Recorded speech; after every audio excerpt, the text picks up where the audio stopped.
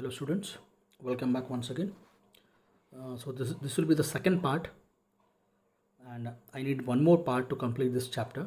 So total there will be three parts, because it's taking too much time. It's almost 38 minutes, the first part, because I have to speak in Kannada as well as in English and make you understand each and every single word. So it's taking too much time, but still never, it doesn't matter. So I'll go in detail. So if you want to cut short, if you want to give some message, so you can comment in the comment box. Okay, if you want to ask questions also. Another thing I forgot in first part, that you also simultaneously take the textbook along with me and go through your textbook. ನೀವು ನಿಮ್ಮ text book ನಾನು ಪಾಠ ಮಾಡುವಾಗ ನಿಮ್ಮ ಎದುರುಗಡೆ ಇರಬೇಕು. ಎತ್ಕೊಂಡ್ಬಿಟ್ಟು ನೀವು ನಾನೆಲ್ಲ ಅಂಡರ್ಲೈನ್ ಮಾಡ್ತೀನೋ ನೀವು ಸ್ವಲ್ಪ ಅಂಡರ್ಲೈನ್ ಎಲ್ಲ ಮಾಡ್ಕೊಂಬಿಟ್ಟು, ಓಕೆ, ನೋಡ್ತಾ ಹೋದರೆ ಪಕ್ಕ 100% ನಿಮ್ಮ ತಲೆಯಲ್ಲಿ ಉಳಿಯುತ್ತೆ. ಓಕೆ, ಇನ್ನೊಂದು ಸಲ ಓದೋ ಅವಶ್ಯಕತೆಯೇ ಇಲ್ಲ. ಆ ಥರ ಮಾಡಲೇಬೇಕು. ಎಲ್ಲರೂ ಟೆಕ್ಸ್ಟ್ ಬುಕ್ ತೊಗೊಳ್ಳಿ. ಪಾಠ ಮಾಡುವಾಗ ನಿಮ್ಮ ಎದುರುಗಡೆ ಬುಕ್ ಇರಲೇಬೇಕು, ಪುಸ್ತಕ ಇರಲೇಬೇಕು. So everybody should have the book in front of you when I am teaching. when you people are you students means when you people are watching this video. Okay, so let's start. So unity in diversity. So ವಿವಿಧತೆಯಲ್ಲಿ ಏಕತೆ ಅಂತ ನಾವು ಕನ್ನಡದಲ್ಲಿ ಕರಿತೀವಿ. Okay, so what are the unity in diversities? The first is physical diversity. India possesses diverse physical features. The coldest Siachen, the hottest desert of Rajasthan, snowy mountains, mountains, Himalayas, greenery, evergreen forest, plains, plateaus, and coastal areas. We have added to variety of flora and fauna. Okay, all this I have said you. So you can go back once again. I'll show you the video. This Odyssey. See, here you can see. Once again, I'll make this is okay. See. This is completely Himalayas, cold area. Okay, and you can see here hot area, Rajasthan. Okay, Rajasthan hot area. Then okay, this is coastal area. Okay, so this is the coastal area. All the rivers, seas, beaches. These are the coastal area. So you can see the hot area, cold area. Okay, so all kinds of diversified things we can see in India. Okay, so evergreen forest also, what to say, near Bay of Bengal we can see the evergreen forest. How about the racial and linguistic diversity? There is a racial diversity in India. The people belonging to Dravida, Negroes, Mongolites, Alepians, etc. inhabited in this country. Okay, ನಾವು ದ್ರಾವಿಡರು ಅಂತ ಕರಿತೀವಿ, ಮತ್ತು ನಿಗ್ರೋಡ್ಸ್ ಅಂತ ಕರಿತೀವಿ, ಮಂಗೋಲೈಟ್ಸ್, ಅಲೆಪಿಯನ್ಸ್, all ಇವೆಲ್ಲ ಬೇರೆ ಬೇರೆ okay ಪಂಗಡಕ್ಕೆ ಸೇರಿದ್ರು ಎಲ್ಲರೂ ಒಟ್ಟಲ್ಲಿ ಭಾರತದಲ್ಲಿ ಇವಾಗಲೂ ಇದ್ದಾರೆ. ಭಾರತೀಯರು ಆಗಿ ಹೋಗಿದ್ದಾರೆ. We can't differentiate who is Mongoloid, who is Dravidian, who is Negroid, who is Aryans. So we can't differentiate. ಆ ಥರ mixture has happened in our country. Okay, the linguistic diversity is also another, what to say, unique feature in India of Indian history. There are almost more than 1600 languages and dialects spoken. So ಸುಮಾರು 1600 ಭಾಷೆಗಳಿವೆ ಭಾರತದಲ್ಲಿ. Okay, ಬೇರೆ ಬೇರೆ ಭಾಷೆಗಳಿದೆ.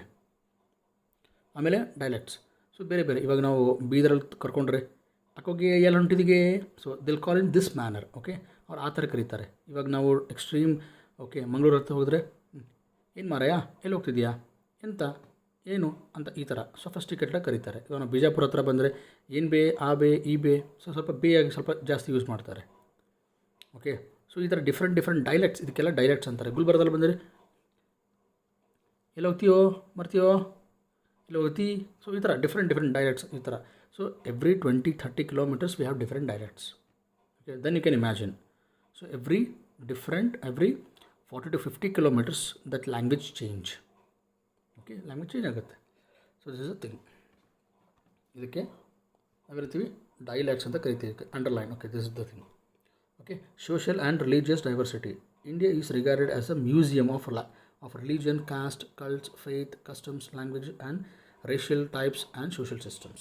Okay, so these all are religion. We have Jain, Buddha, Hindu, caste. There are more than 8,000 caste, cults, different tribal people, faith, different faith, custom, language, racial type, social system, etc. So racial system I have said, look, Mongolite, Alepians, Dravidian, Aryan, language 1600. Okay, customs, different customs and traditions. So all these are different types.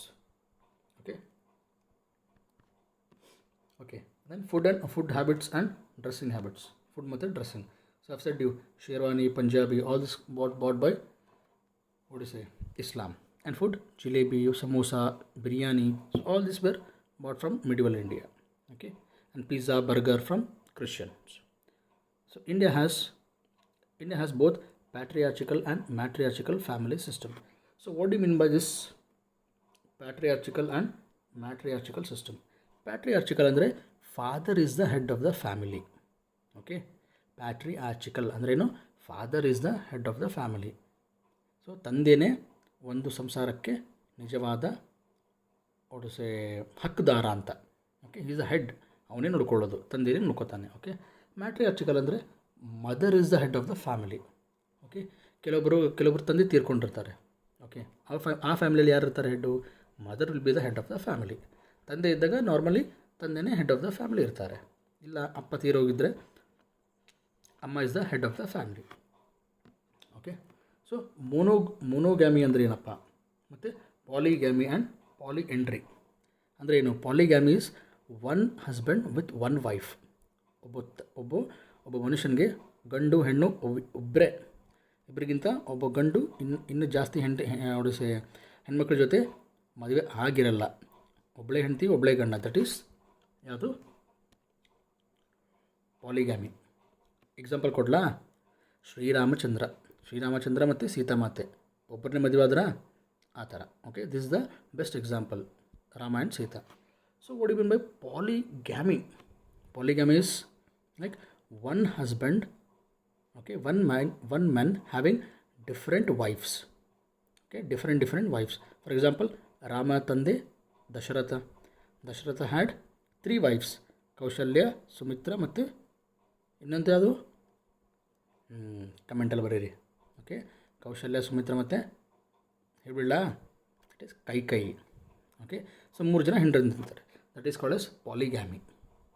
One man having multiple wife. Polyandry ಅಂದರೆ ಏನಪ್ಪ? What you mean by polyandry? Polyandry is that one woman having multiple husbands. Wow, that is ಇಂಟ್ರೆಸ್ಟಿಂಗ್ನಾ? One woman having multiple husband ಯಾರಿರ್ಬೋದಪ್ಪ? Example can you guess? Draupadi is the best example.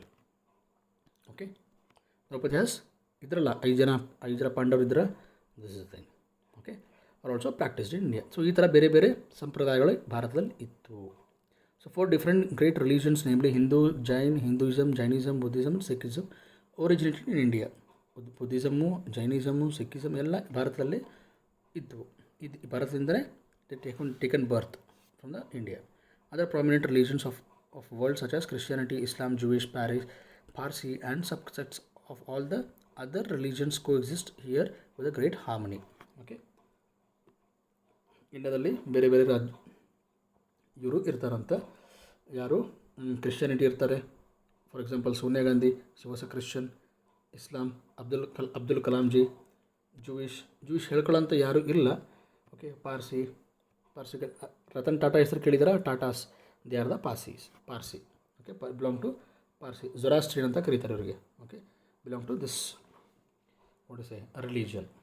Okay, next, economic diversity. Although the ages we have find the economic inequality in India, the sources are unevenly distributed. So ನಮ್ಮ ತುಂಬ ಫಲವತ್ತಾದ ಭೂಮಿ ಇದ್ದರೂ ಕರೆಕ್ಟಾಗಿ distribute ನಮ್ಮ ಹತ್ರ ಆಗಿಲ್ಲ.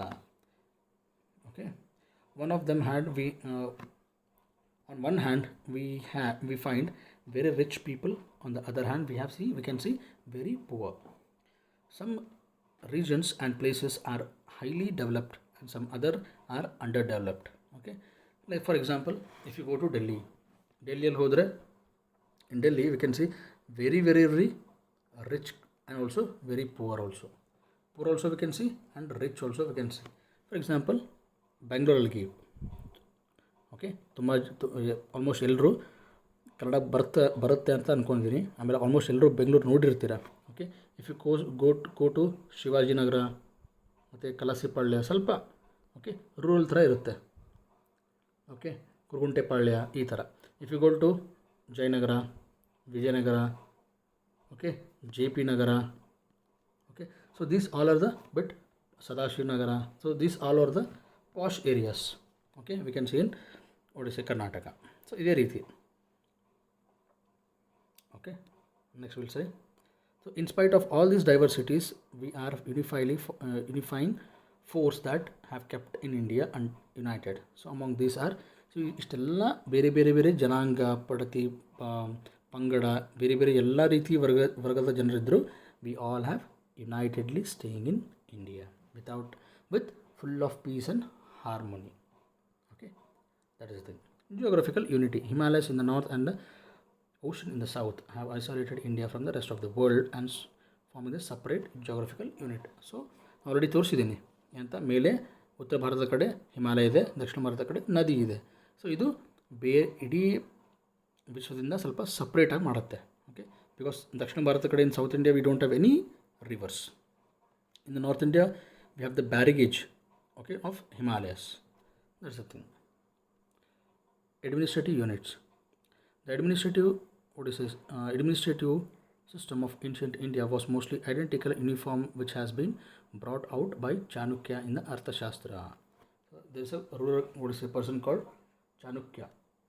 Okay, he wrote the Arthashastra. Arthashastra anta book ಬರೆದಿರ್ತಾನೆ Chanukya. The rulers, administrators and bureaucrats have tried to bring political unity. Rulers ಅಂದರೆ ರಾಜಕಾರಣಿಗಳು, ಅಡ್ಮಿನಿಸ್ಟ್ರೇಟರ್ಸ್ ಅಂದರೆ ಯಾರು, IAS ಆಫೀಸರ್ಸು, ಮಂತ್ರಿಗಳು, ಆ ಥರ ಮಂತ್ರಿಗಳು. ಬ್ಯೂರೋಕ್ರಾಟ್ಸ್ ಅಂದರೆ IAS ಆಫೀಸರ್ಸ್ ಥರ. ಓಕೆ, IAS, IPS ಇವರೆಲ್ಲ ಬ್ಯೂರೋಕ್ರಾಟ್ಸ್, IFS ಇವರೆಲ್ಲ. Mauryans, Guptan, Rashtrakuta, Kushanas, Vardhana, Chalukyas, Mughals, Marathas etcetera have try to bring the unity by expanding the territory. So ಇವರೆಲ್ಲ ಬೇರೆ ಬೇರೆ ಬೇರೆ ಬೇರೆ ಕಿಂಗ್ಡಮ್ಸು, ರಾಜ್ಯ, ಮನೆತನ ಇವರೆಲ್ಲ ಇಂಡಿಯಾ ಒಂದಾಗಿ ರೂಲ್ ಮಾಡೋಕ್ಕೆ ಪ್ರಯತ್ನ ಪಟ್ಟಿದ್ದಾರೆ ಅಂತ ಅರ್ಥ. Okay, uniform education and literature. Okay, in ancient India there was a uniform education and literature. Sanskrit language and the Vedic literature including the Ramayana, Mahabharata and Bhagavad Gita have instilled the feelings oneness. Okay, Ramayana, Mahabharata ಇವೆಲ್ಲ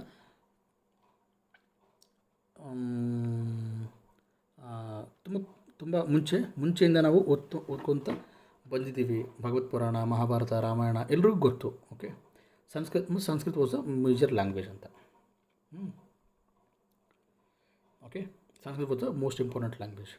ಪಾಲಿ, Prakrit were the language of the common people. So Prakrit ಮತ್ತು ಪಾಲಿ ತುಂಬ ಜನಸಾಮಾನ್ಯರು, ಇವಾಗ ನಾವು ಕನ್ನಡ ಹೆಂಗೆ ಮಾತಾಡ್ತೀವಲ್ಲ, so ಹಿಂಗೆ ಜನಸಾಮಾನ್ಯರ ಭಾಷೆ ಆಗಿರ್ತಿತ್ತು. ಯಾವುದು, ಪಾಲಿ ಮತ್ತು ಪ್ರಾಕೃತ್. ಓಕೆ, ಪಾಲಿ ಮತ್ತು ಪ್ರಾಕೃತ್.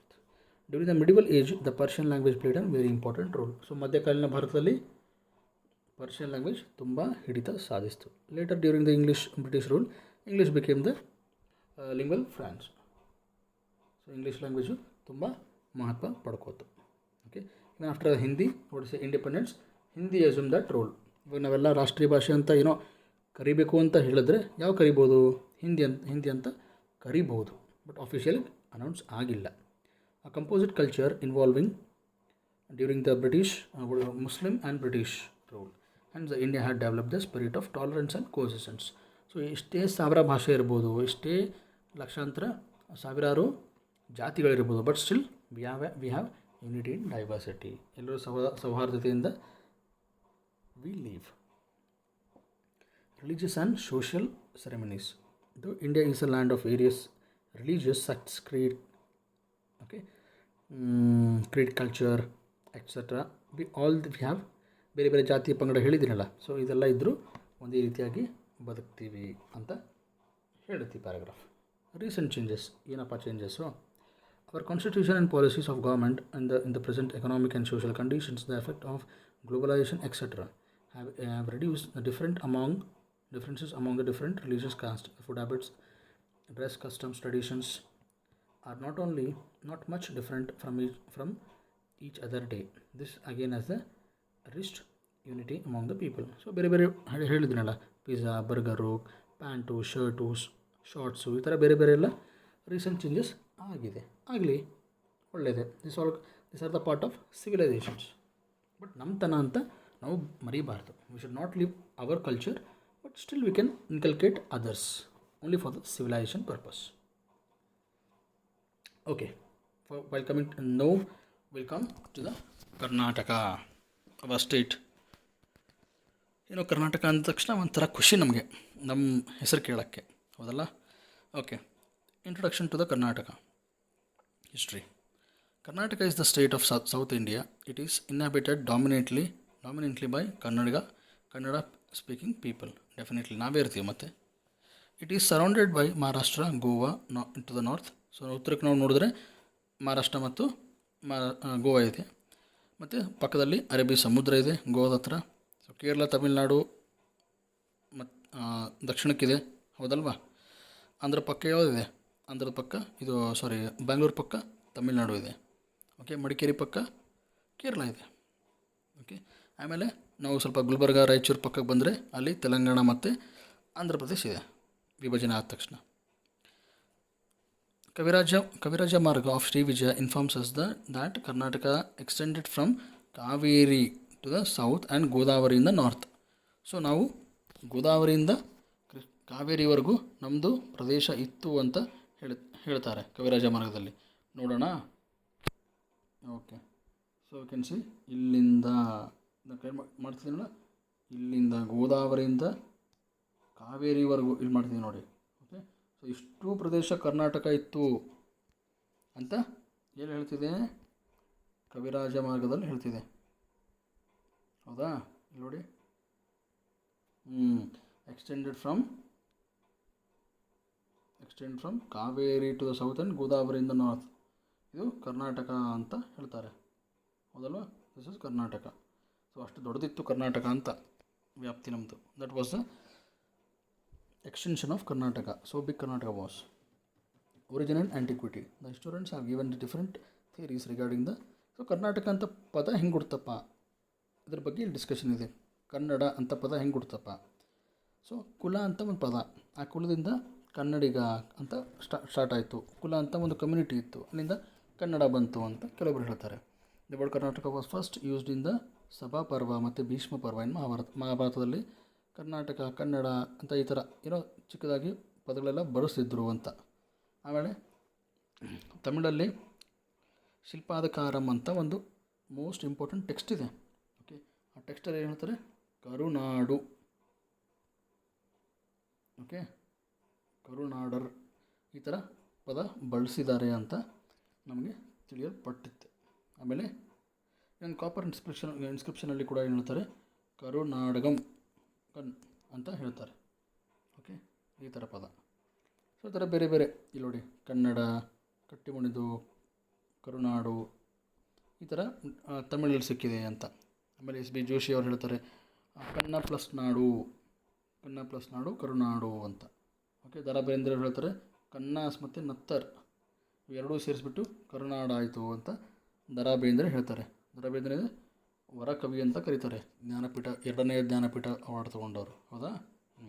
ಕರುನಾಡು ಮತ್ತು ಕರಿ ಪ್ಲಸ್ ನಾಡು, ಅದಕ್ಕೆ ಕರುನಾಡು ಅಂತಾರೆ ಅಂತ ಇನ್ನು ಬೇರೆ ಬೇರೆ ಥರ ಜನ ಸ್ಕಾಲರ್ಸು ಹೇಳ್ತಾ ಹೋಗ್ತಾರೆ. ಓಕೆ, ಸೊ ಗೊತ್ತಾಯ್ತಾ ಕರ್ನಾಟಕ ಅಂತ ನಮ್ಮ ಪದ ಹೆಂಗೆ ಬಂತು ಅಂತ.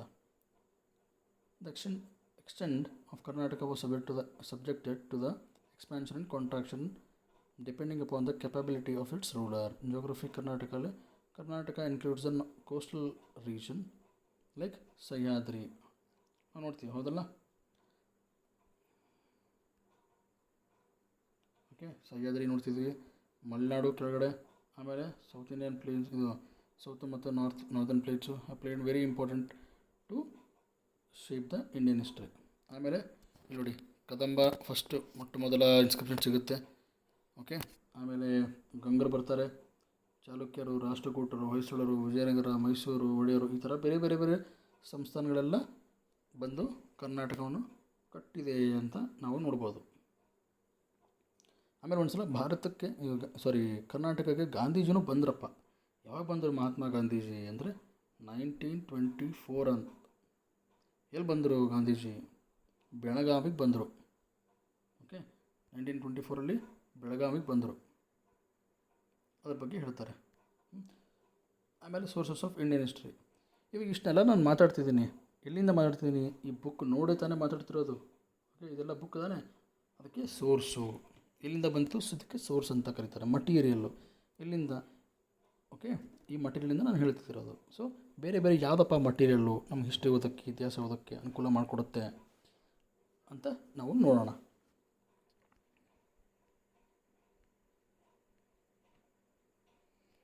Okay, history is the record of past events and achievements of the man throughout the ages. So history is the man of achievements of, it is the record of past and events and achievements through the history. ಬೇರೆ ಬೇರೆ ಬೇರೆ ಬೇರೆ ಕಾಲಘಟ್ಟದಲ್ಲಿ ಹಿಂಗೆ ಮನುಷ್ಯ ಸುಧಾರಣೆ ಮಾಡ್ತಾ, achievement ಮಾಡ್ತಾ ಬಂದಿದ್ದು ಸ್ಟಡಿ ಆಫ್ ಪಾಸ್ಟ್ ಅಂತ ಸಿಂಪಲಾಗಿ ಹೇಳ್ಬೋದು. ಏನಪ್ಪ ಇತಿಹಾಸ ಅಂದ್ರೇನು? ಸ್ಟಡಿ ಆಫ್ ಪಾಸ್ಟ್ ಅಂತ ಹೇಳ್ಬೋದು. ಓಕೆ, ಬೇರೆ ಬೇರೆ ಇತಿಹಾಸಕಾರರು ಏನು ಹೇಳ್ತಾರೆ? Historians try to understand and reconstruct history based on the sources. Important ಇದು. Okay, no source no history ಅಂತ. ನಿಮಗೆ ಪ್ರೂಫ್ ಇಲ್ಲ ಅಂದರೆ ಹಿಸ್ಟ್ರಿನೇ ಇಲ್ಲ. ಇವಾಗ ನೀವು ಕೋರ್ಟಲ್ಲಿ ಹೋಗ್ತೀರಾ, ಎಷ್ಟೋ ಸೀರಿಯಲ್ಸು ಮೂವಿಯಲ್ಲಿ ನೋಡ್ತೀವಿ. ಓಕೆ, ಸಾಕ್ಷಿ ಇಲ್ಲ ಅಂದರೆ ಆ ಕೋರ್ಟು ರದ್ದು ಮಾಡುತ್ತೆ. ಸೊ ನಮಗೆ ಸಾಕ್ಷಿ ಬೇಕು. ನಾವು ಏನೇ ಓದೋಕ್ಕೂ ಸಾಕ್ಷಿ ಬೇಕು ತಾನೆ. ಸೊ ಸೋರ್ಸಸ್ ಅಂದರೆ ಸಾಕ್ಷಿ, ಪ್ರೂಫ್ ಅಂತ. there is no ಸಾಕ್ಷಿ, no case. Okay, no source no history, ಆ ಥರ. Okay, so collections and interpretation of sources are the greatest challenge to the historians. Okay, ಆ ಸೋರ್ಸ್ ಸಿಕ್ಕಿದ ಮೇಲೆ ಪರಿಶೀಲನೆ ಮಾಡಬೇಕಲ್ಲ, ಆಪ್ರೇಷನ್ ಮಾಡಬೇಕಲ್ಲ. ಓಕೆ, ಸೊ ಅದೇ ರೀತಿ ಅದು ತುಂಬ ದೊಡ್ಡದು ಕೆಲಸ. Without the source the historical events will be like a imaginary. And ನಾವು ಕನಸು ಕಾಣ್ತೀವ, ನಾವು ಕನಸಿಗೆ ಏನಾದರೂ ಪ್ರೂಫ್ ಇದೆನಾ? ಇಲ್ಲ ತಾನೆ. ನಾವು ರಾತ್ರಿ ಕನಸು ಕಾಣ್ತೀವಿ, ಬೆಳಗ್ಗೆ ಎದ್ದ ತಕ್ಷಣ ಮರ್ತು ಹೋಗುತ್ತೆ. ಅದೇ ರೀತಿ ಅದಕ್ಕೇನು ಪ್ರೂಫು ಇರೋಲ್ಲ, ಏನೂ ಇರೋಲ್ಲ. ಸೊ ಅದಕ್ಕೆ ಪ್ರೂಫ್ ಇಲ್ಲ ಅಂದರೆ it's like a imaginary and legendary stories ಥರ, ಆ ಥರ ಕಥೆಗಳ ಥರ ಹಿಸ್ಟ್ರಿ ಆಗಿಬಿಡುತ್ತೆ. Okay, we have the varieties of sources in Indian history in Karnataka, but some of the exceptions. Okay, ಈ ಥರ ಇದೆ. ಇಲ್ಲಿ ನೋಡ್ತಾ ಹೋದರೆ ಆ ಸೋರ್ಸಸ್ ಯಾವ್ಯಾವ ಲ್ಯಾಂಗ್ವೇಜಲ್ಲಿದೆ ಅಂತ ನಾವು ನೋಡಿದ್ರೆ ಇಲ್ಲಿ ನೋಡಿ Sanskrit, Pali, Prakrit and other regional languages. ಈ ಬೇರೆ ಬೇರೆ ಭಾಷೆಗಳಲ್ಲಿ ನಮಗೆ ಸೋರ್ಸಸ್ ಸಿಗುತ್ತೆ ಓದೋಕ್ಕೆ. ಓಕೆನಾ? So history is classified into pre history. So history is classified into pre history and historical period. So ನಮಗೆ ಯಾವಾಗ ಸೋರ್ಸಸ್ ಸಿಗುತ್ತೆ, ಓಕೆ, ಓದೋಕ್ಕೆ ಸಿಗುತ್ತೆ, ಅದಕ್ಕೆ ಹಿಸ್ಟಾರಿಕಲ್ ಸೋರ್ಸ್ ಅಂತ ಕರೀತಾರೆ. Historical sources. Pre historical source ಅಂದರೆ ನಮಗೆ ಓದೋಕ್ಕೂ ಬರೆಯೋಕ್ಕೂ ಏನೂ ಸಿಗಲ್ಲ. ಯಾವಾಗ ಲಿಟ್ರೇಚರ್ ಸ್ಟಾರ್ಟ್ ಆಯಿತೋ ಆವಾಗ ದಟ್ ಇಸ್ ಕಾಲ್ಡ್ ಹಿಸ್ಟಾರಿಕಲ್. ನಮಗೆ ಓದೋಕ್ಕೂ ಬರೆಯೋಕ್ಕೂ ಏನೂ ಸಿಗಲ್ಲ. ಓಕೆ, ಭಾಷೆ ಬರುತ್ತೆ, ಬರೆಯೋಕ್ಕೆ ಬರೋಲ್ಲ. ದಟ್ ಈಸ್ ಪ್ರೀ ಹಿಸ್ಟಾರಿಕಲ್ ಅಂತ. ಅದಾಯ್ತಾ? The period where we can read and write the records are not available is known as, ಇಲ್ಲಿ ನೋಡಿ, the period where the written records are not available is known as pre historic period ಅಂತ ಹೇಳ್ತಾನೆ. So return record ನಮಗೆ ಸಿಗಲ್ಲ ಓದೋಕ್ಕೆ ಬರೆಯೋಕ್ಕೆ. ಆಮೇಲೆ the period where we can get the written records is known as historical. ಇವಾಗ ನಾನು ಇದೆಲ್ಲ ಬರಿತಿದ್ದೀನಿ, ಇದು ಬರೆದಿದ್ದು ತಾನೆ, ದಿಸ್ ದ ರಿಟರ್ನ್ ರೆಕಾರ್ಡ್. ಇದೆಲ್ಲ this is written record, everything is written. So historical period. The sources of history can be classified into 2 groups: archaeological sources ಮತ್ತು literary sources. So ಯಾವ ರೀತಿಯಪ್ಪ ನಮಗೆ ಸೋರ್ಸಸ್ ಸಿಗುತ್ತೆ ಅಂತ will study in next class. Okay, ಇದು next class ನಾನು ಮುಗಿಸ್ಬಿಡ್ತೀನಿ. Okay, archaeological sources, okay, ಪುರಾತತ್ವ ಇಲಾಖೆ ಅಂತ ಕರೀತಾರೆ, ಆರ್ಕಿಯಾಲಜಿಕಲ್ ಡಿಪಾರ್ಟ್ಮೆಂಟ್. ಓಕೆ, ಮತ್ತು ಲಿಟ್ರರಿ ಸೋರ್ಸಸ್, ಬೇರೆ ಬೇರೆ ಸೋರ್ಸಸ್ ಇದೆ. ತುಂಬ ಇಂಟ್ರೆಸ್ಟಿಂಗ್ ಇದೆ next part. Don't miss it. Okay, and start commenting on the asking questions in the comments. So till then, goodbye students. Sai Ram. Jai Hind.